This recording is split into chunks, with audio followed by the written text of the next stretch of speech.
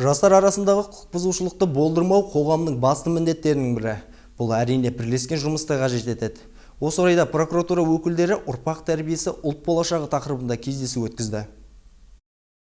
Мұндағы мақсат жастардың құқықтық сауаттылығын арттырып, заңсыз әрекеттерден қорғау, заңға бағынатын азаматтарды тәрбиелеу жолдарын талқылау. Жиында бас қосқан спорт саңлақтары, бапкерлер, ұлттық ойындардың көшбасшылары, дін қызметкерлері мен мұғалімдер түрлі әдіс әрекеттерге қарсы тұра алатын, сауатты және саналы жастарды тәрбиелеу төңірегінде ой пікірлер айтып, шараның маңыздылығын сөз етті. Жастарымыз бұзылып жатыр, бұзушылық көп. Оның ішінде есірткіге көп жол беріп жатыр. Оның бәрі осындай жиын болмағаннан кейін, аузында дуасы бар ақсақал болмағаннан кейін, біздің жастар дұрыс жолға жүрмей жатыр деп ойлаймын өзім.